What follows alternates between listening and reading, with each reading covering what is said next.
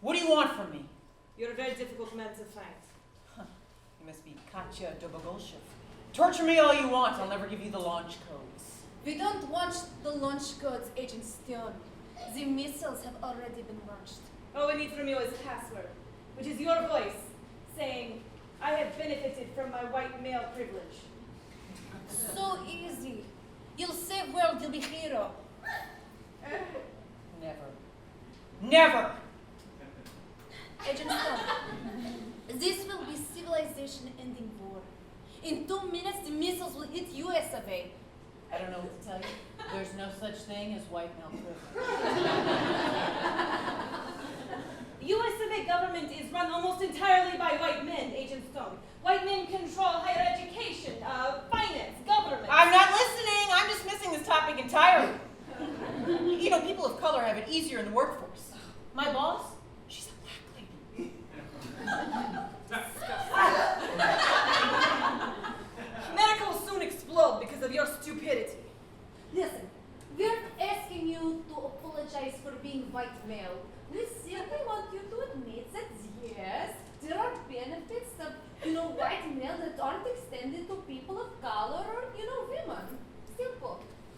Agent Stone, literally, all you have to do is say, yes, men have privilege, and then missiles will change course to ocean.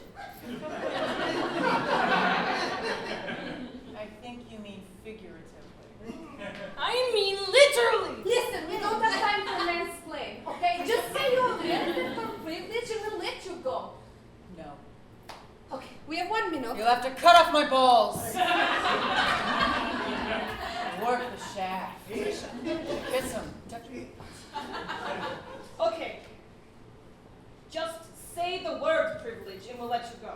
This will all be over. This is reverse racism. You're discriminating against me because I'm white. What a child? I mean, seriously, how do I educate people in US of A? Okay. I will admit to benefiting from privilege, and you just nod, okay? I am sexy white lady, and I benefit from privilege.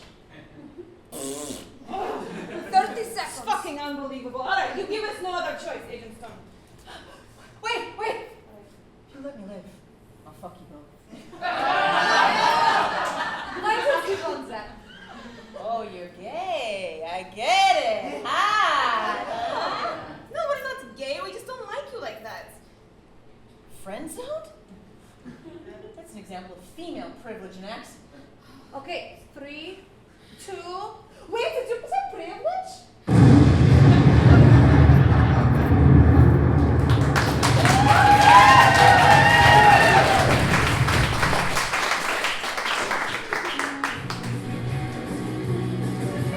Ladies and gentlemen, please welcome your host of the box, Kaitlin Fontana!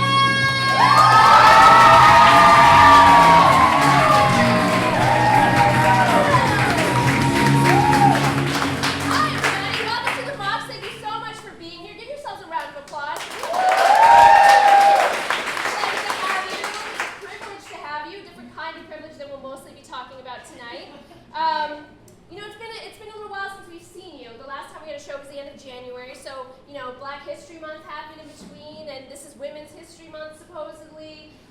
Today being the last day of that month, but I just want everybody here to feel okay because White Privilege Month starts tomorrow and it lasts 12 months. So everything's gonna be fine. In talking about privilege, obviously, I feel a little weird about that. I'm a white lady, sexy white lady, as the Russian said.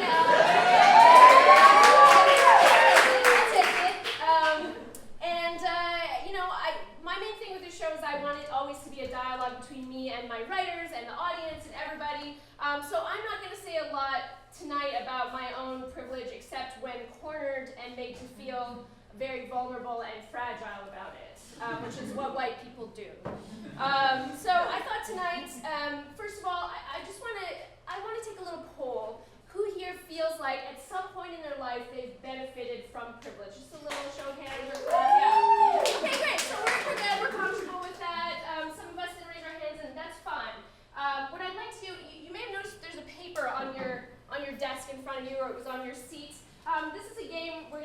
show called White Privilege Bingo. And how this works is, there's other kinds of privilege out there as well, but like many things, we claimed it, and it's called White Privilege Bingo. Periodically throughout the show, I'm just going to pull something out of the glass, and if you feel like this is a privilege that you've benefited from at some point in your life, you can cross that out. And if at any point during the show you've crossed out everything, then you get a bingo, and you can shout that out. Please don't shout during sketches, that's just rude. But otherwise, you can shout out, and we'll give you a prize. So keep your eyes and ears peeled for your own privilege. It's very important to be aware. Let's start right now, shall we? Let's see what we got here. I will never be called a credit to my race if I succeed. If that's something you've had in your life, that you will never be called a credit to your race if you succeed, please go ahead and check off that square. Don't be shy, acknowledge your privilege. Acknowledge your privilege. We'll be doing this throughout the night. So, ladies and gentlemen, like I said, privilege is something that a lot of us are uncomfortable talking about.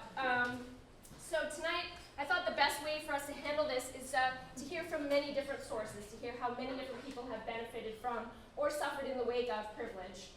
So I thought for our rant tonight we'd do something a little different. I'd like to invite the writing staff of the box up tonight.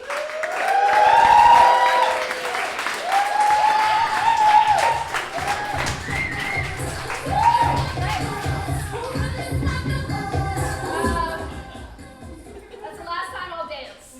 So you're safe. Hello. Hi, Ellen. This is Ellen, our pianist. She's just sneaking by. Woo, Ellen! You'll hear from Ellen later. All right, so I thought it would be nice to hear the different experiences with privilege that these fine people have had on the stage, and some of our writers couldn't be here tonight, so other writers will be reading on their behalf. Some of them might be funny, some of them might not be funny, but if they're not successful, then everyone is fired. You guys ready? All right, ladies and gentlemen, the box is position paper on privilege. I'm reminded of privilege often, like all the times that people spoke to my parents or myself in slow, loud, elementary, insulting words because they assumed we didn't speak English. Or like the fact that because I'm bi, I can choose to hide behind heteronormativity if I want to. I'm going to be reading for Jonterri, who couldn't be here tonight. I'm reminded of my straight privilege when people rightfully assume that someone I'm dating is of the opposite sex, and I'm not put on the spot to explain my sexuality to anyone. I present like a woman, and I'm never put on the spot to have to define my gender for strangers. Although some aspects of my identity are less privileged than others, I still have the privilege of not having to explain who I am to people because my identity fits into one of society's predetermined, non-inclusive boxes. But white privilege means that when I, as an African-American woman, go on a job interview to teach African-American literature, I'm asked how I plan to deal with the fact that my teaching African-American literature will cause the white guilt in predominantly white student body. White privilege is white students being more comfortable learning African-American literature from white people, thus actually making it more difficult for African-Americans to get hired to teach African-American literature. Not only do African-American scholars have to earn credentials necessary to teach on the college level, but we also have to prove that we can gently handle the fragile white psyche at the same damn time. I'm reading on behalf of Megan Baker. I'm reminded of privilege often, like the time I stood on the train platform at 11 on a Sunday morning wearing gym clothes and an LL Bean jacket, and some guy kept walking back and forth past me, looking me up and down, before finally turning his head as he walked away to verbally slime something at me, like we were at that old Nickelodeon game show, Figure It Out. And the secret action is having lady parts. I had my headphones in, so I couldn't hear what it was, but I didn't have to suddenly feel like my body didn't belong to me. And Summer Sanders wasn't even there. Or like the time I worked at the school supply distribution center from 4 a.m. to 1 p.m. 6 days a week over the summer between my freshman and sophomore years of college and complained to all my friends about how horrible it was and how much I hated it and how awful all the managers were, knowing full well that I'd be pocketing the spending money before school started while a middle-aged woman missing most of her front teeth would be on the assembly line for the rest of the year, provided they had enough orders to sustain the company for that long.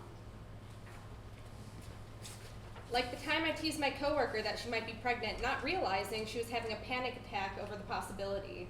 Because as a lesbian, I've never had to worry about an unplanned pregnancy and have no idea how stressful that can be, thank God. Or like how every time a new person starts at my job, I have to explain how it's possible to be married, but not to a man. I'm reading on behalf of Leila, Ben-Abdallah, who couldn't be here tonight. Like that time in middle school, right after 9/11, when I was getting called Leila bin Laden, but the darker-skinned Arab kids and Muslim girls who wore hijab were getting physically attacked and having their houses vandalized. I'm a light-skinned Arab, so I got a pass because the bullies who were tormenting my friends saw a bit of themselves in me, and so left me alone for the most part.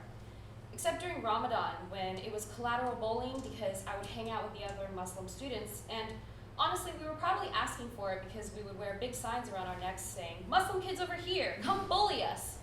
Oh wait, now that I remember it, we weren't asking for shit. We were just peacefully chilling in the library so our hungry asses wouldn't have to watch everyone around us eat lunch. But then the bell would ring, and off I would go to class while my darker-skinned friends met their bullies to fight, or went home to explain to their parents why another flaming possum had ended up on their porch. True story, by the way. In a way, I understand where these bullies were coming from. This was the beginning of a time where these boys, and they were always boys, would turn on the television and see heroes who looked like them destroying people with brown skin and veils.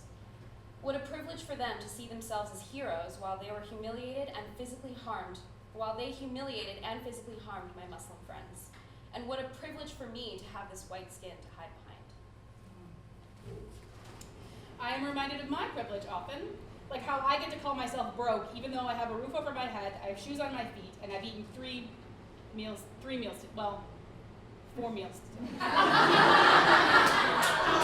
By the end of the day, I will have eaten 5. Or like how all of my white friends like to unfollow their racist friends from high school on Facebook. Cool. You know who doesn't get to unfollow racism? Anyone who isn't white.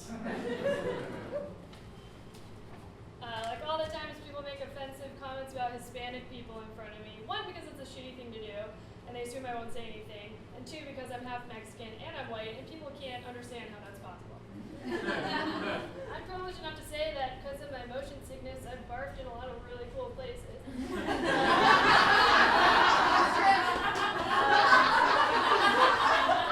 barfed in a car in Italy, a boat in Mexico, it was a snorkeling trip, a ferry to Nantucket, and a Chinatown restaurant basement, but I don't want to talk about that.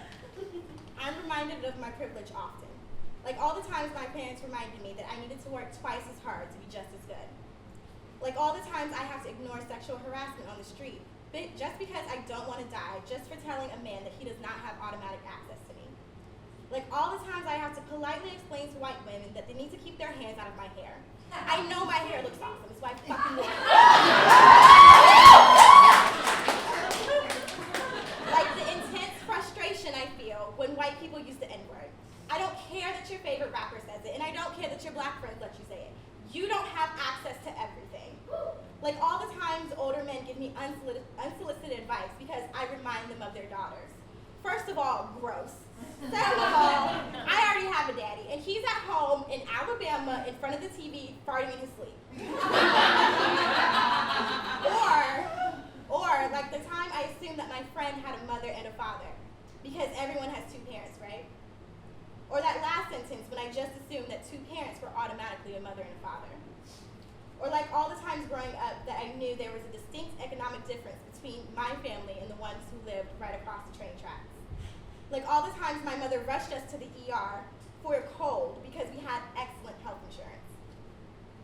Or like all the times I've stayed quiet while my friends have said something problematic because I can afford to just ignore it. And now, a funny video.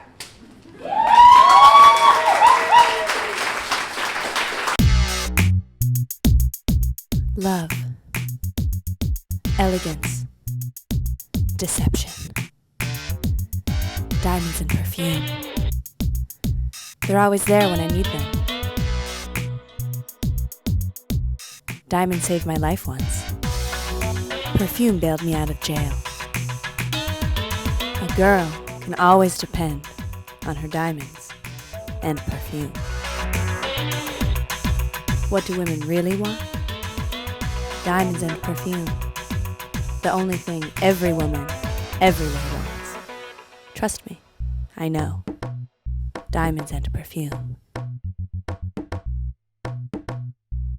Yes, Miss Colt, I will have my think piece submitted as soon as my computer finishes updating. Oh, actually, it just came back online. Yep. Okay, gotta go. All right. Why Discussing Race is a Distraction to Feminists by Kelly Quarters. Hey there.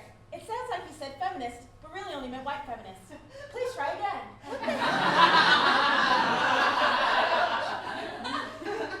What the hell? If you're confused, please say more info. More info. Since feminists are people of all races, race is an essential part of feminism. Check your privilege. What even are you? More info. I'm Polly the Privilege Checker, an add-on you accepted with your computer's update. I didn't sign up for any add-on. Well, you signed the terms of service, so. No one even reads those. Okay, how do I get rid of you? More info. Don't disregard the validity of lived experiences outside of your own, and I won't say a thing.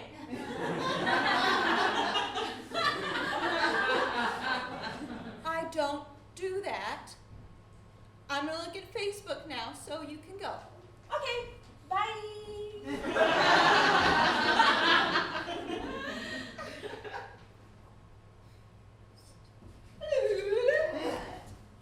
Hey there. It looks like your whiteness has you feeling oh so fragile. I'm not even using a word processor. More info. I'm everywhere your privilege is, especially on Facebook. Please read the status you just wrote. Everyone is offended by everything. What about my freedom of speech? It seems like your feelings are hurt for being called out on your privilege. My feelings are hurt. That's fine, except you think that matters more than the people you've offended. That's white fragility. I thought you were just against white feminism. Oh, I wasn't installed just to defeat white feminism. I was installed to defeat white privilege in general. And male privilege, and straight privilege, and cis privilege, upper class privilege, middle class privilege, ageism, ableism. Really, the list of people who are potentially unaware of their societal advantages goes on and on. Hey, why can't I get on Instagram? More info. Based on your usage at it looks like you're likely to slut shame Kim Kardashian right now. True.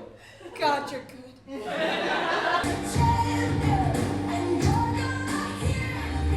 All right, ladies and gentlemen, for our panel on privilege tonight, I'm very pleased to welcome some wonderful ladies that are going to give me shit, and I'm looking forward to it. Please welcome our first panelist of tonight, Nadia Manzoor.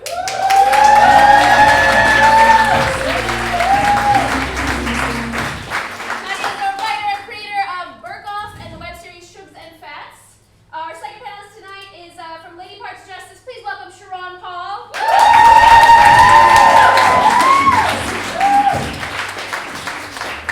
And our final panelist tonight is a pit performer and student who's a badass and says what she means. Please welcome Saritha Bhupala.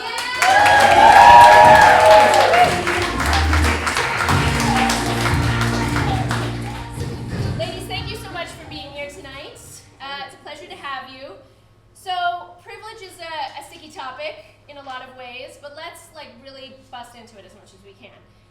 What does it mean to you, privilege? Whether it's racial, gender, sexual orientation, what does privilege mean to you, the first thing that pops into your head, Nadia? Benefit over a group of other people.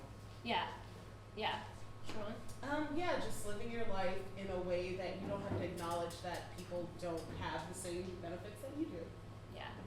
Saritha? Advantages that you've not really done anything to earn. You've just been handed them. That's a really good point. The earning factor, I think, is something that gets lost in the discussion because we don't think about things that are just given to us, especially if they're given to us from birth. It's such a intangible thing to think about, and when people are faced with that, I think that's where, I know at least for me, that's where white fragility first sort of starts to rear its head. Because you're like, I didn't do anything. You think, I didn't create this situation, so why am I being faced with it, I think is the thing that a lot of people think. So when have you experienced privilege in the positive sense? Yeah.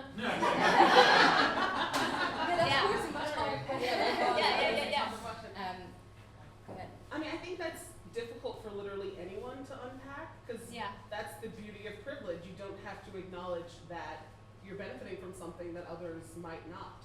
Right. I really enjoyed the opening letters from the show tonight, because I'm like, a lot of that helped me think about my own privilege or lack of. Because I think I'm assuming things about us all on stage right now. One that a lot of us don't necessarily acknowledge is ableism. Right. Sometimes we take for granted that we have 2 legs to walk on and get wherever the heck we want to go freely. Literally, as I walked here tonight, I saw an elderly person walking down 24th Street who was essentially bent completely over, like just bent at the waist. And I felt terrible, and I'm just like, I'm so lucky that that's not my reality. Yeah. And like, it's not necessarily something you think about all the time because you're used to just living your life, and it's just, I've always walked and I've always gotten around easily, and it's never been an issue. Are you guys okay over there? We're good, we're good. You got wet butts? Yeah, wet butt. Wet butt privilege? We're privileged. Are you okay? Yeah. Okay. Yeah, I mean, that's something when ableism came up in that sketch, which was written by Jonterri Gadson. She's not here tonight. She's in LA reading from her book of poetry like a badass. Right. We love Jonterri. When Jonterri wrote the thing about ableism, I thought, oh my God, I can't even, like, people, there's only stairs to this theater. If people want to see this show, they have to be able to walk down the stairs on 2 legs. And I hadn't thought about that before, which is an interesting moment to kind of consider. I actually do think about that a lot, and it's like I'll watch videos, like inspirational videos of people, like the other day I was watching a video of a woman born without arms, and she's doing everything from cooking to feeding her son to playing sports. I'm like, don't make me feel bad about myself, because I do none of that. I'm like, do I have to lift the remote to change the channel? So I do try to take all that in. Like I don't do it. It is uncomfortable because I'm like, what did I do to earn all of this?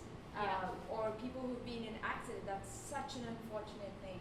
And I feel lucky every day that nothing like that has happened to me or people I know. I do appreciate all of that. The other thing that I feel I've taken advantage of in life is being educated. We were only middle class, and my father was actually very poor. He educated himself. All of his 7 younger siblings took care of his mother. His dad was an alcoholic, didn't do anything. The only way he went from being his poor to middle class is through education. And he instilled those values in all of us. And that's how I think I've risen above a lot of everyday problems. If I can complain that, oh, there's dog poop on the sidewalk, that's a privilege. I know that. Yeah. So education, I think, something we should keep in mind. Not everyone gets that. Totally. That's true. I agree with that. For me, education too. Sorry, and also, I was just thinking, the first time I really saw myself in context of where I had privilege was when my family would go back to Pakistan and we would take Cadbury's chocolate, and all of my cousins would just be staring at me because I was just like eating these bars of chocolate, and they would like have us ship over like chunks and chunks of these big Cadbury's bars, and they would keep them in the freezer so they could have like a piece every night because it was like chocolate, and they didn't have that kind of chocolate. Yeah. And I would just, so I remember being so amazed that to them this chocolate or like my Game Boy was like this sense of like real luxury items, but to me it was something that I took for granted. Right. And that was because of, you know, access to the Western world. Yeah. So you grew up in London, right? Yeah, I grew up in London. When did your family go to London? In the 80s, so when I was about 4 or 5, but we went back to Pakistan all the time, so we would bring our privilege to Pakistan, and I would just see that difference between me and the way all of my cousins were being raised, you know. So you create a lot of art about being a Muslim woman who sort of had one foot in both the Western world and in the Muslim world. Yeah. how soon in your life did you feel that tension?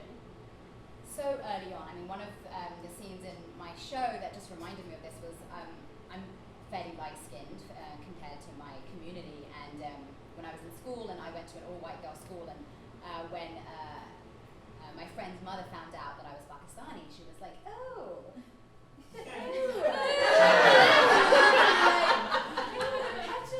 not that brown," and that was a comment that I will never forget. But it was seen as like this like sense compliment. of, and I remember being like, "No, I'm not. You're right. Can I be your friend?" You know, and being conflicted by that fact that I wanted to be accepted, and part of the reason she accepted me was because I wasn't the color of my, my twin brother.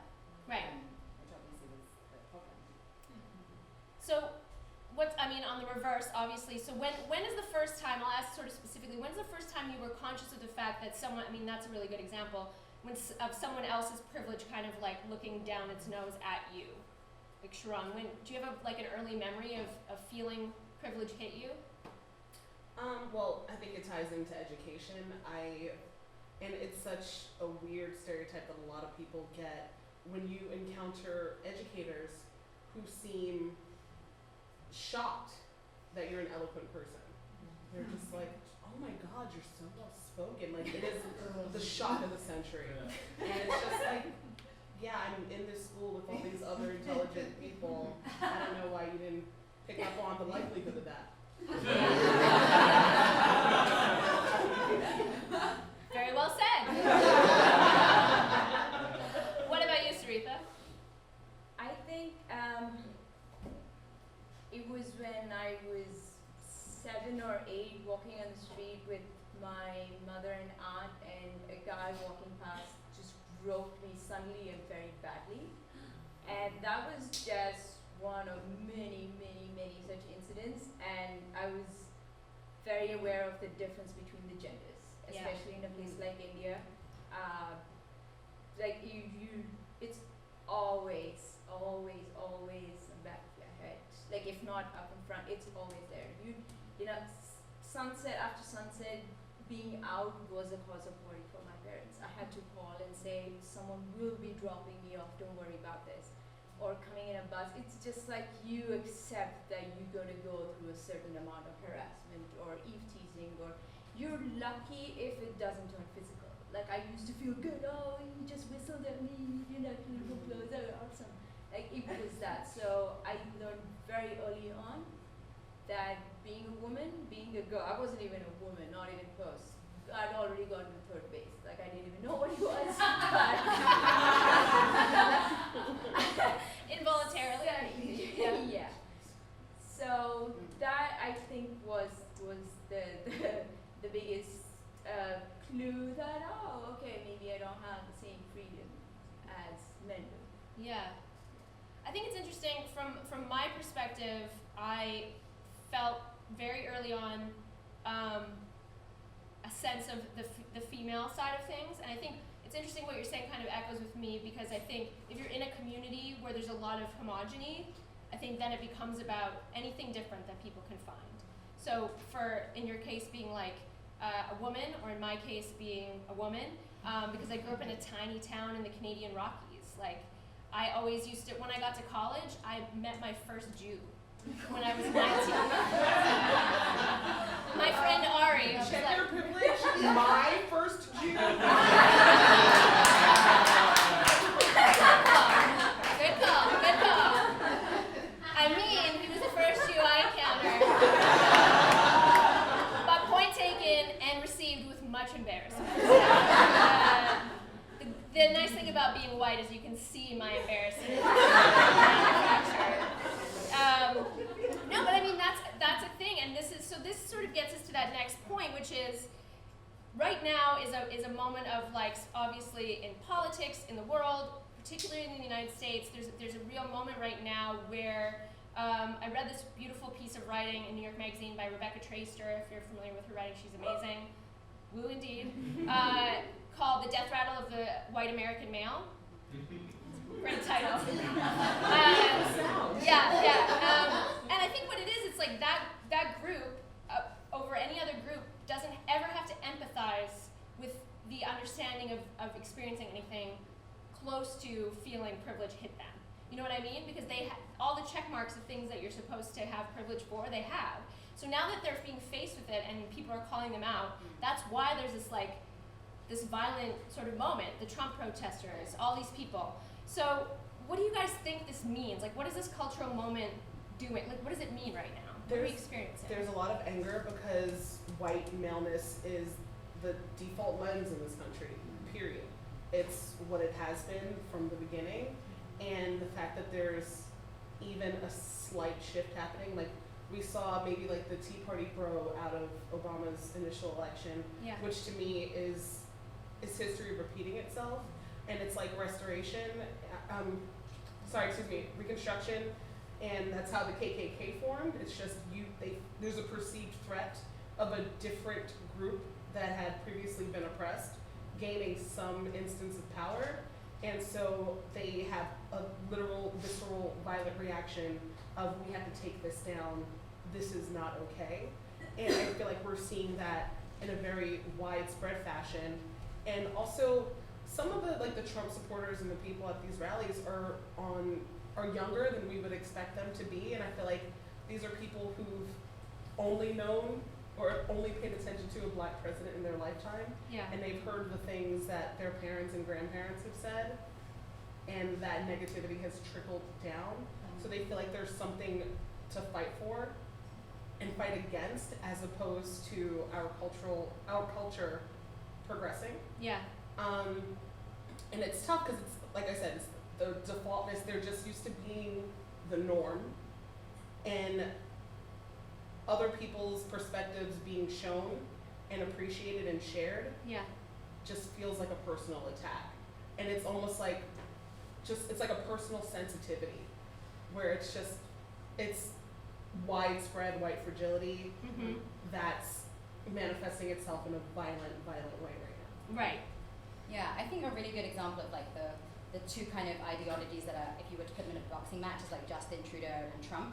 You know, Justin Trudeau, who's like basically the embodiment of like what it means to be a new age, balanced man who has masculine and feminine traits working really well together. And then there's this like old boys group who's like, no, we still are attached to traditional masculinity, which is about power over as opposed to power with.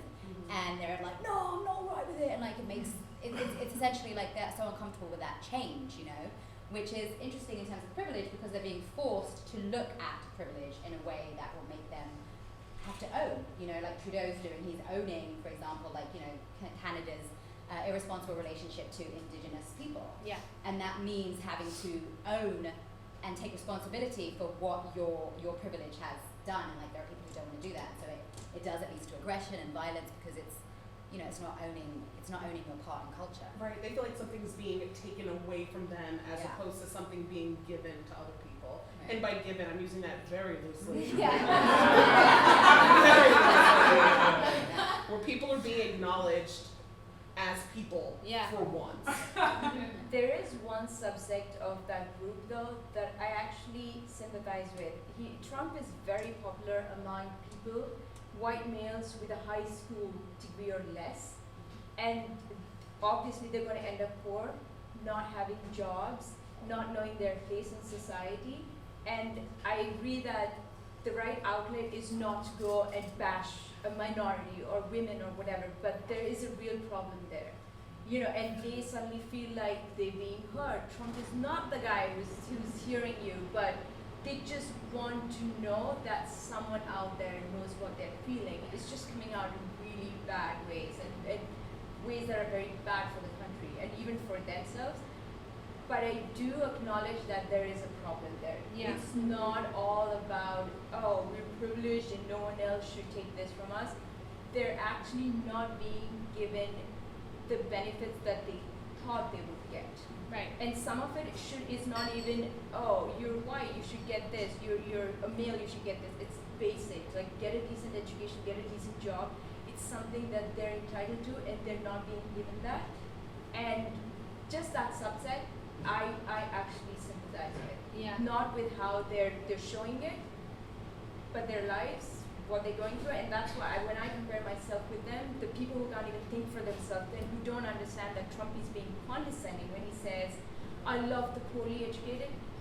He's not being on your side. Patting them on the head. Like, yeah. dumb poor people, you're adorable. Yeah, he's using a form of lack of privilege for himself, right? Because he's using economic insecurity of people to then use that group to kind of become misogynistic. Exactly. And so it's like putting like, you know, privilege against another group that's being privileged. It's like and they don't recognize that, and I feel bad for them that they don't have enough thinking power to even get that.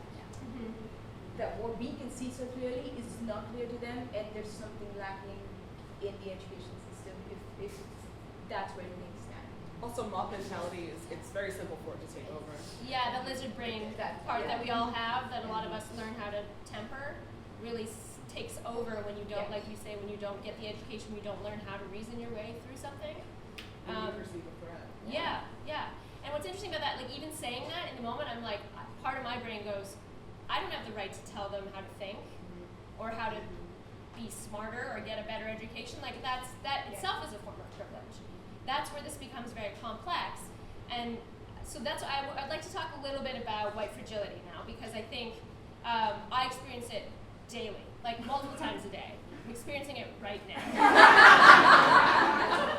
Because there is a core part of me, and I think every white person who means well, but like, what the fuck does means well mean? That doesn't do anything, but just bear with me for a second. Every white person who's trying to learn and to be an active ally and to be a part of the conversation while sitting back, but listening, but still wanting to like dig in there and understand, and I understand by talking and asking questions, and then sometimes I feel like people are like, don't ask me, go learn, and I'm like, this is how I learn. And I feel like there's an interesting push and pull that happens in this right now, and then I start to feel guilty because at the core of it is a part of me that goes, like I grew up in Canada, so that itself is a form of privilege. When you talk about Trudeau, boy am I clinging to that passport right now. I'll tell you that right now. There's a part of me that goes, you know, the first time someone brought it up to me, I remember thinking like, but I didn't do that. Like when they're like, all of these, Canada has, like you said, there's been thousands of missing and murdered Indigenous women that nothing has been done about until now. Trudeau's handling that. We had Japanese internment camps in Canada. It's not the beautiful, sunshiny place you think it is. There's a lot going on there. But I remember when we first started to learn about that, and people, you know, people of color around me were like, this is terrible. And I was like, yeah, I know, but I didn't do it. So I think that's sort of the beginning of white fragility, is like, it wasn't me personally. And so then there's a hard leap, I think, for a lot of us from, I didn't do it, to, but I recognize that it's part of the history of the people that I come from. You know what I mean? So what do I do about that?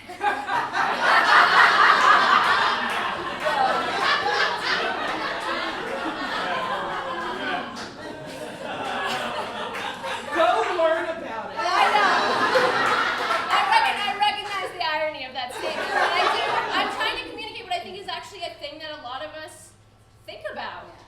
You know? What you could do? What's that? Have a panel. Oh yeah! That's really smart. Bring a bunch of women together and talk about these things. That's a really good idea. I'm gonna look into that.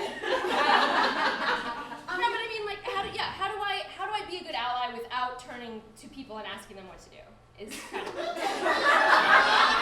I recognize the irony of that statement, but I mean, it's both tougher and easier said than done. Right. Because I understand, like, when you ask people, what should I do? I didn't do it.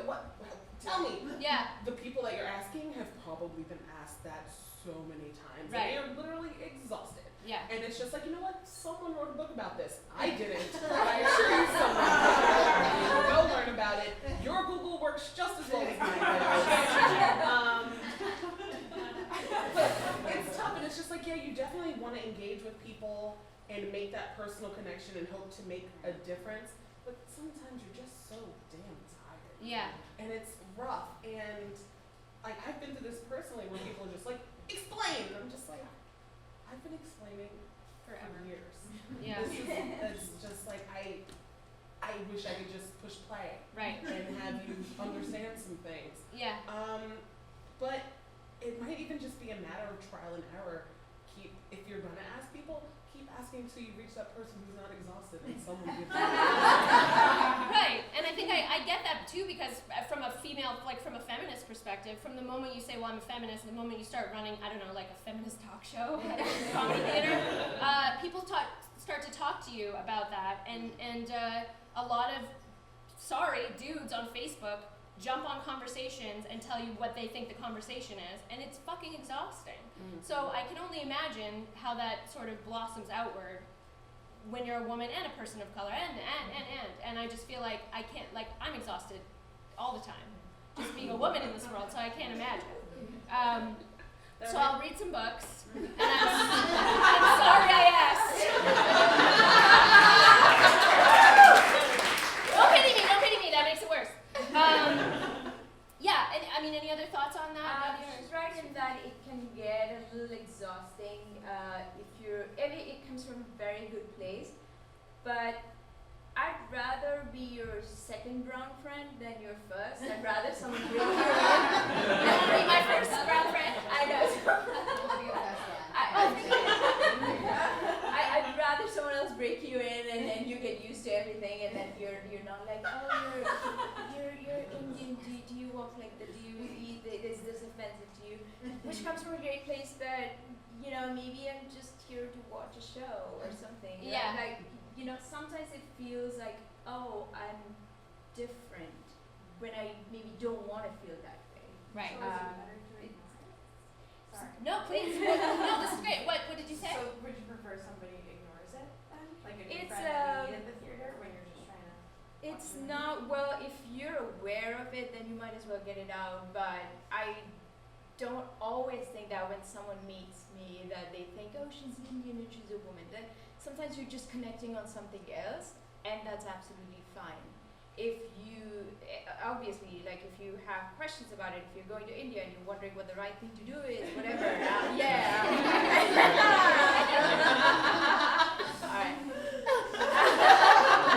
I'm happy to be your source. I'm happy to be your brown friend. All I'm saying is that I prefer not to be seen just as your brown friend, Right. because there's so much more that all of us have to offer than being, you know, a certain category of being the resource. the resource. The resource, yeah. Capital T, the resource. So, I think you brought it up earlier, Sharon, that there's like an idea of, in order for there to be, that like white people have to give something up, or they perceive they have to give something up in order to have equality. And I think that that's true. And I think that that's okay. So why do you guys think that, like, what's it gonna take for us, but mostly white males, let's be honest, to just be like, I get it, I have to give something up. Or like, give something up is like a weird phrase, but you know what I mean? Like, to take that extra step is really what I consider it to be. Like, to be sitting in a room, I mean, I work in the entertainment industry, as I think we all sort of do, and probably many of you here, and I always have the thought and the conversation with people about, like, the rooms that these decisions are being made about what gets made are still mostly white men, and they don't think that extra step a lot of the time. They just go, make a show. And, oh, this person's my friend, and this person's my friend, and this person's my friend, and then those people hire their friends, and that's why it's all fucking white dudes doing everything. Because that's who people tend to be friends with. And it's only now that they're really starting to pay attention to that. So, to me, that's the extra step. So, why do you think it's so hard for that extra step to happen, and what is it going to take for people to take it?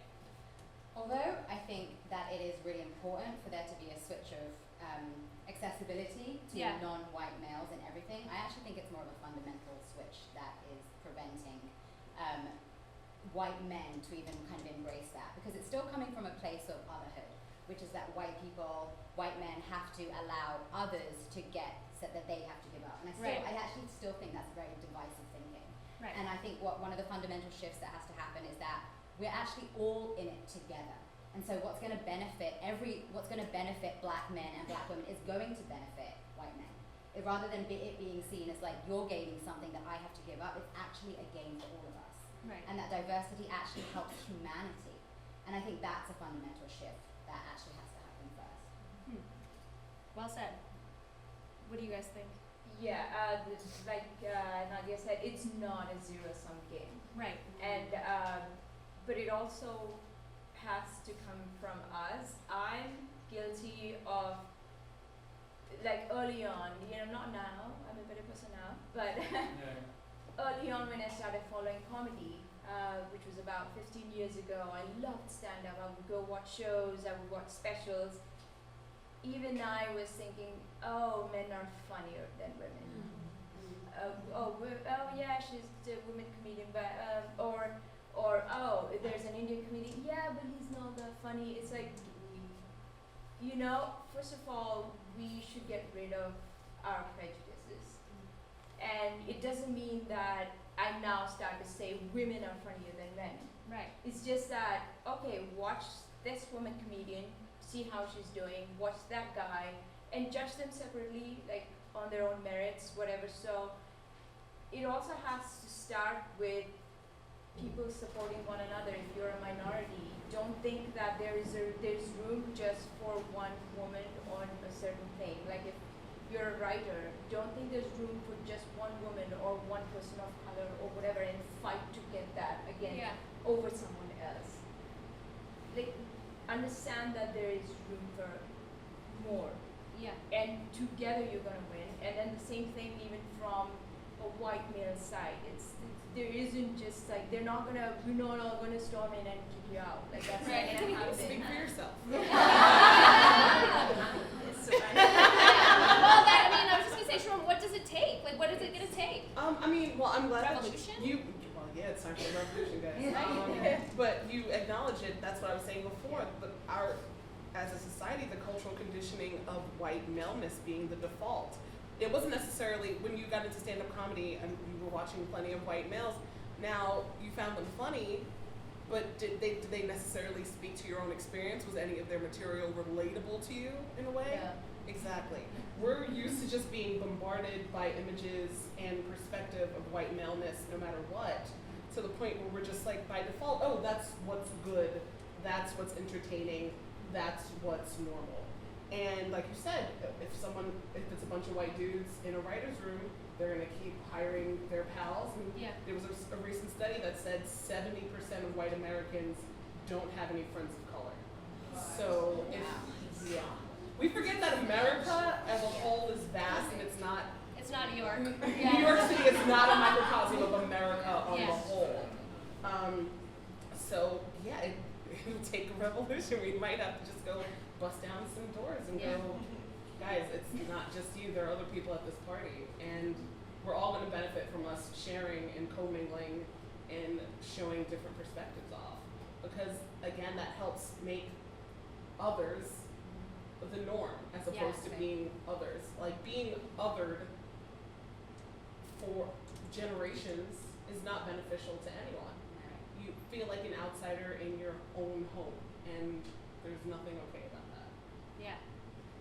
Couldn't have put it better myself, and wouldn't, because it's not my thing to say. Thank you guys so much. Nadia Manzoor, Sharon Paul.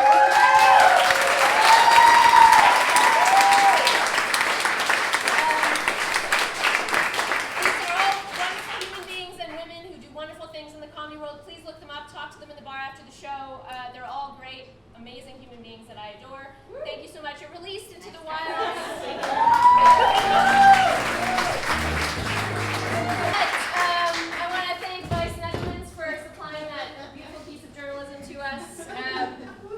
And now, ladies and gentlemen, tonight for our interview, I have another very special human being to tell you about. How many of you are familiar with Abigail Fisher? Does that name ring a bell to anyone here? Abigail Fisher? Abigail Fisher, Christine, do we have a photo of her? This smug ginger right here. Abigail Fisher was a high school student who applied to go to the University of Texas at Austin and did not get in to the University of Texas at Austin because you need to be in the top 10% of your graduating class. She was not. Her grades were not good enough. But she thinks it's because she's white. So she has started a court case trying basically to undo affirmative action as it pertains to students getting into university. And she's taking it all the way to the Supreme Court, which is those steps that you see behind you there. This is a very special person, Abigail Fisher. We love her here at the box. So we are very, very happy that she has decided to join us for the interview tonight. Ladies and gentlemen, please welcome Abigail Fisher. And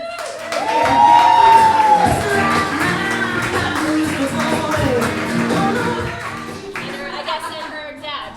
Are you Mr. Fisher? Okay. Daddy, I want to sit there.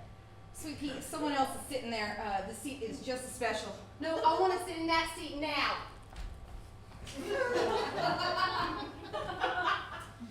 Daddy, I want to go to UT Austin. We talked about this, sweetheart. I'm going to get you into a different college that is just as good. No! I want to go to Austin to be a Longhorn. And you and Mommy will pay. Anything you say. And by the way, I want to be a Texas Longhorn. Watch football, date hot frogs, give plenty of blowjobs, hang with more white snobs. Yes, now! I hope I get in. I know I deserve to. A big university shouldn't look at diversity or consider adversity. That won't help me. But Abigail, your grades aren't good enough. You won't get in. I want to end affirmative action. I really don't care. Wait, go back. I want to end affirmative action. It's really not fair to white skin and light hair, and you liberals don't care. Let's go to court. It's better for everyone. I want a job, the highest paid job. I may not have skills, but I'm up to the gills in these damn legal bills. Give me my break. Now. Who's going to hire you? If anyone Googles you, they'll know you're just a privileged brat. I'll marry a man. I'm straight and can do that. I'll take his last name, then my life I'll regain, though I'll drive him insane. I get aroused when María was speaking. We share the same point of view. And if someone brown gets the things I am seeking, I'm going to sing. Don't care how I want to know. Don't care how I want it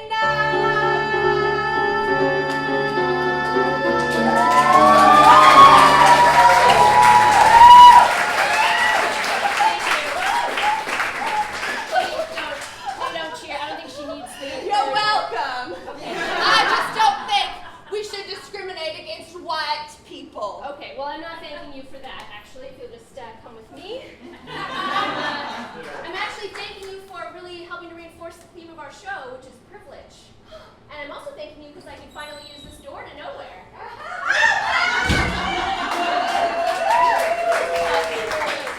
Oh, she's... Sweetheart, She's gone. I'm free! I'm free!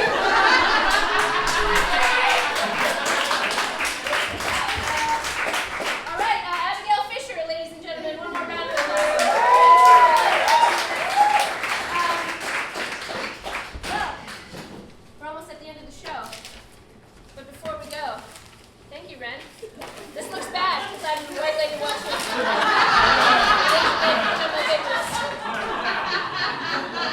Roll the video.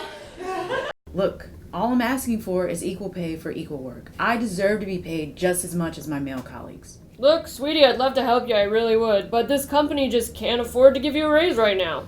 But I do have something I think would be just as good. Diamonds and perfume.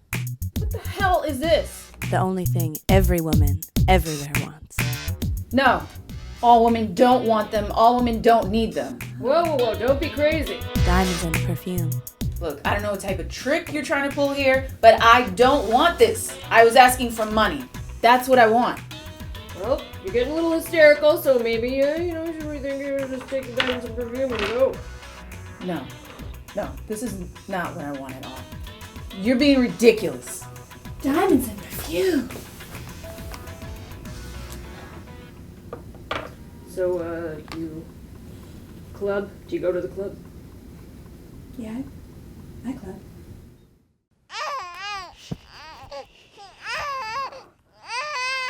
I can't do this anymore. I just can't. Need a little help? Who the hell are you? I'm who you want to be.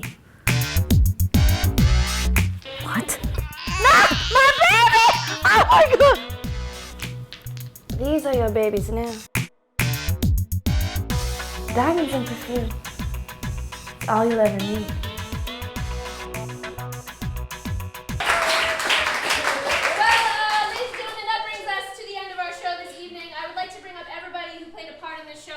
Names Megan Baker, Leila, Carolyn, Peir, Elena, Feldman. Please come up.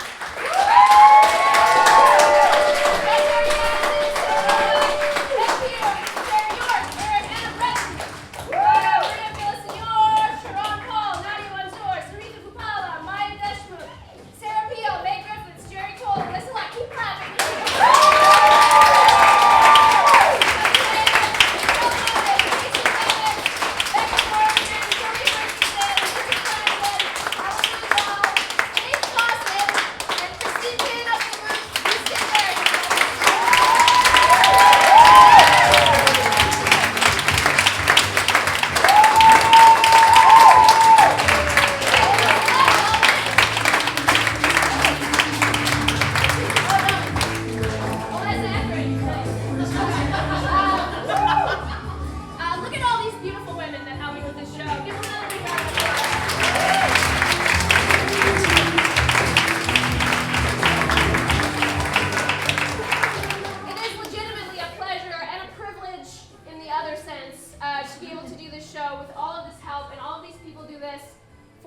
Without asking for money, although I would give it to them if I had it.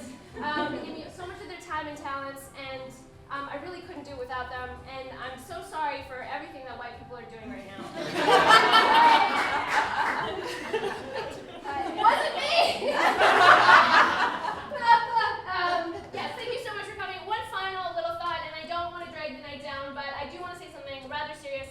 I love the Pit with all of my heart, but right now the Pit Theater in New York City that you're in right now is the only comedy theater that does not have a revised sexual assault policy on the books. If that makes you mad, talk to the people who run this place, because they should be fixing it and they're not doing it fast.